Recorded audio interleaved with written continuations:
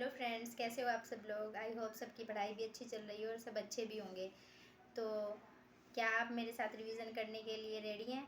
तो आपने अगर कंप्लीट किया होगा कल का टास्क जो मैंने दिया था तो अच्छी बात है, क्योंकि मैं भी अपना रिवीजन कर रही हूँ और आई होप कि आप लोग भी अपना रिवीजन कर रहे हो। पर अगर आप ऐसा चाहते हैं कि जैसे मैं अपना रिवीजन कंप्लीट करने वाली हूँ आप भी उसी तरह करना चाहते हैं और आपको अच्छा लगे तो ज़रूर फॉलो करना।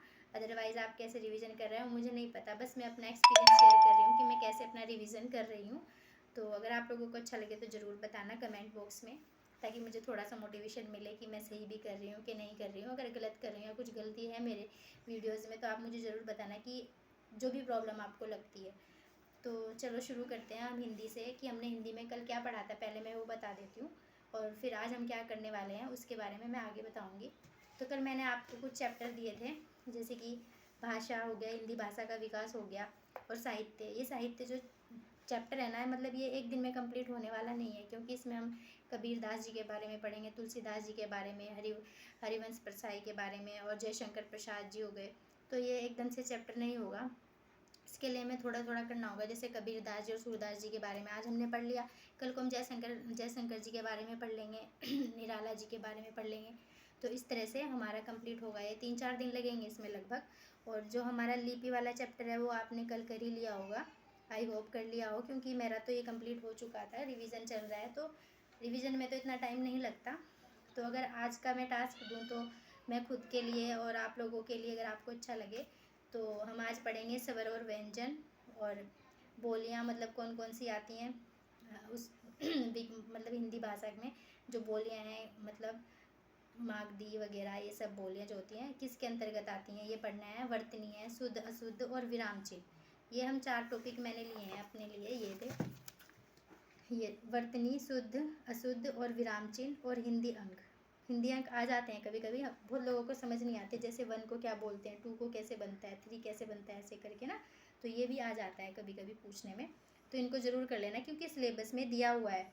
और फिर हम हिंदी अंक हो गया हमारा तत्सम तद्भव, डेली बेसिस पे आप लोगों को करने ही है। देशज विशेषज भी, ये भी डेली बेसिस पे करने हैं। आगत शब्द जो होते हैं वो भी। बाकी आज हम यही करेंगे, मतलब ये हमारा फटाफट से कंप्लीट हो जाए, क्योंकि वर्तनी, शुद्ध अशुद्ध और विराम चिन्ह, हिंदी अंक, तत्सम तद्भव, देशज विदेशज, क्योंकि मैंने ये पूरा नोट किया हुआ है कि मुझे सिलेबस के अकॉर्डिंग अपना ही कंप्लीट करना है with in time. I hope आप लोगों का भी हो जाए। और ये जो नोट ये जो मेरे पास BS नेगी की है, इससे जो चैप्टर हैं वो सभी इसमें ही है, मतलब मैंने नोट कर लिए थे इसमें। मुझे ऐसे डायरी में नोट करके पढ़ना अच्छा लगता है। अगर आप लोगों को भी अच्छा लगता होगा ऐसे नोट करके कि मुझे कल क्या करना है, अगर आप लिखते हैं ऐसे कि मुझे कल क्या करना है अपना कंप्लीट, तो मुझे ज़रूर बताना। मैं तो ऐसे ही पढ़ती हूँ। तत्सम तद्भव, देशज विदेशज, आगत तो हो गए, फिर एक आरती अनेकार्ती, हमें थोड़ा थोड़ा डेली डेली देखना है, ठीक है। ये ज़रूर कर लेना आप। और इसमें हम इस बुक से, अगर आपके पास ये वाली बुक नहीं है तो मैं इसकी फ़ोटो क्लिक करके टेलीग्राम लिंक पे सेंड कर दूँगी। आपको टेलीग्राम लिंक मेरे डिस्क्रिप्शन बॉक्स में मिल जाएगा। तो आज हम इसी हिसाब से, इसमें जो चैप्टर दिए हैं वही है, ये मैं फ़ोटो डाल दूँगी उस चैनल पे।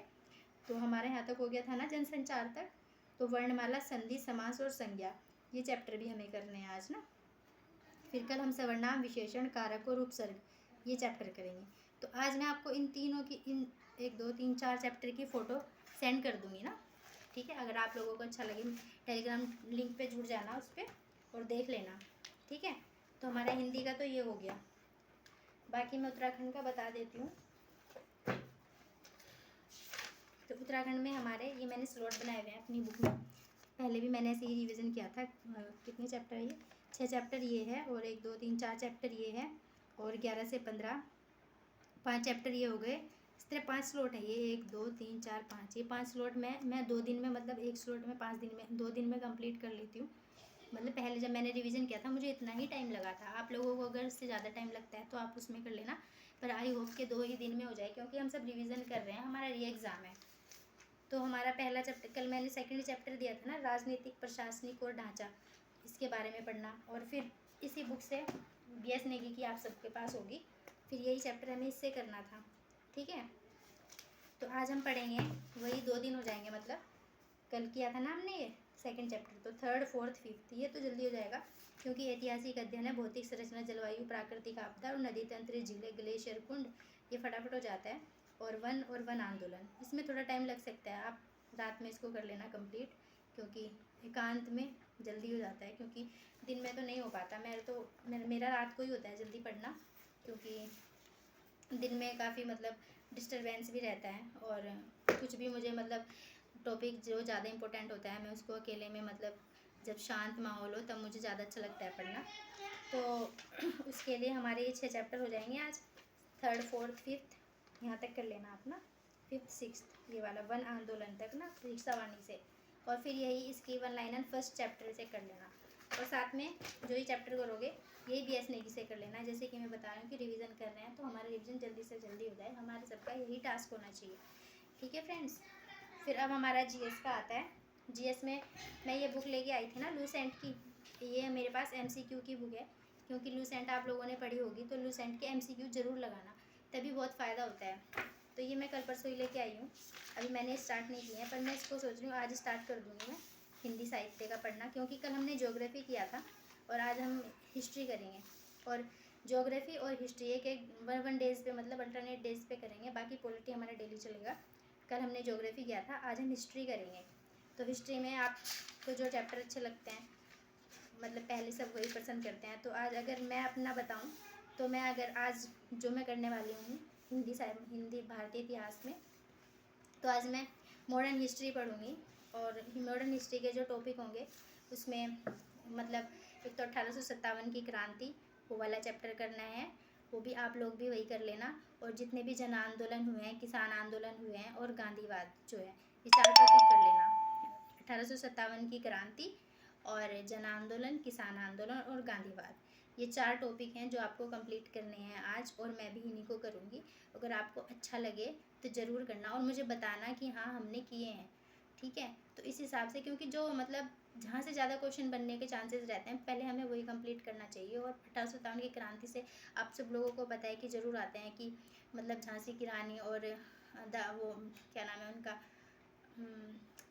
तात्या टोपे, इन सब से क्वेश्चन बनते हैं, उनका नाम क्या था और कहाँ से इन्होंने लड़ाई लड़ी थी, और उस टाइम मतलब जब वहाँ पे युद्ध हो रहा था तो उस युद्ध को दबाने वाला कौन था वहाँ पे, अंग्रेजों की साइड से। तो इस तरह से क्वेश्चन बनते हैं। तो 1857 की क्रांति से वो करना आप। और जन आंदोलन, किसान आंदोलन में कभी कभी ये भी पूछ लेते हैं कि जन आंदोलन कौन सा है और किसान आंदोलन कौन सा है।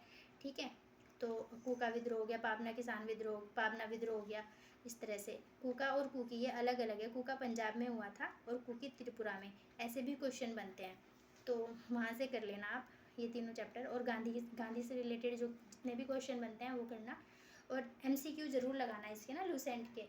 और अगर आपको तब भी तसल्ली ना मिले तो क्या करना, मैं तो ऐसे ही करती हूँ, यूट्यूब पे एक टॉपिक डालती हूँ कि इससे रिलेटेड MCQ, और फिर उसको सॉल्व करती हूँ।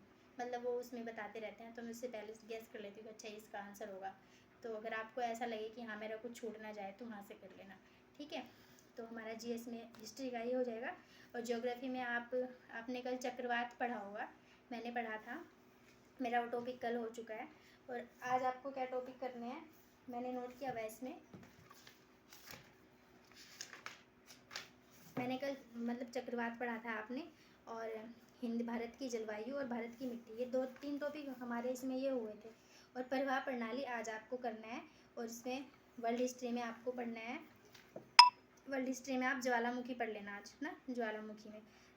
ज्वालामुखी से क्वेश्चन आते हैं, क्रिएटर, लावा और मैग्मा, ठीक है, उनसे आता है।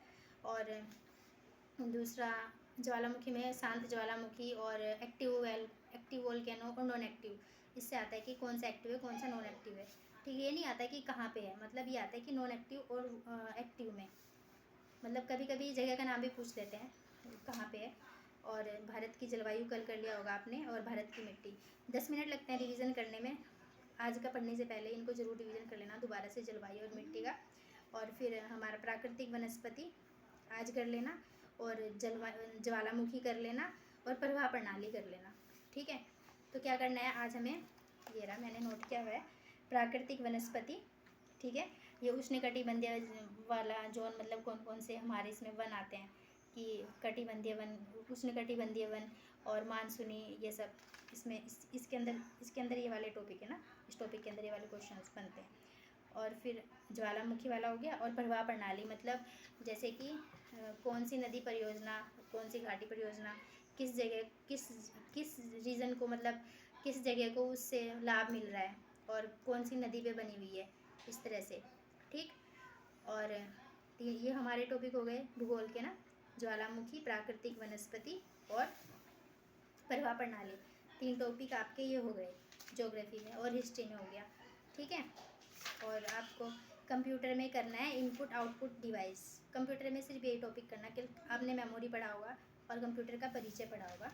आज मैंने नोट किया हुआ है कि मुझे इनपुट और आउटपुट पढ़ना है, क्योंकि उसमें डिफरेंसेस आ जाते हैं। आउटपुट डिवाइस कौन सी है, इनपुट डिवाइस कौन सी है।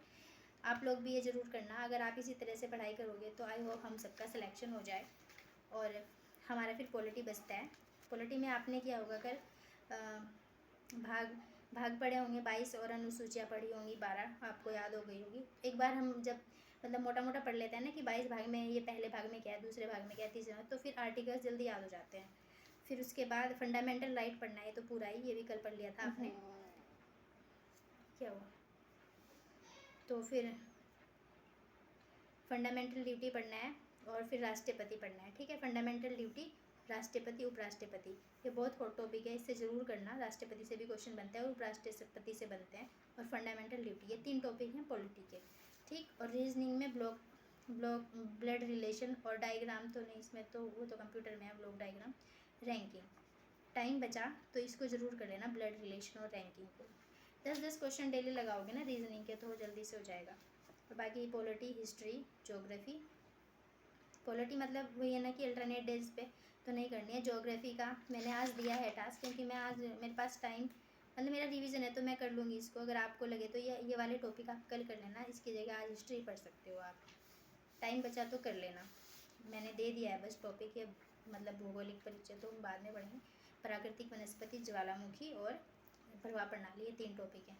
ठीक है। हिस्ट्री का आज मैं हिस्ट्री करूँगी। मैं ज्योग्राफी तो कल शायद करूँ, या फिर आज अगर इसके बाद टाइम बचा तो एंड में मैं देखूँगी। आपको ये टॉपिक अगर लगे कि हाँ हो सकते हैं तो आप भी कर लेना। ठीक है। तो ओके फ्रेंड्स, बाय। ज़रूर बताना कैसा लगा मेरा schedule. Bye, thank you so much.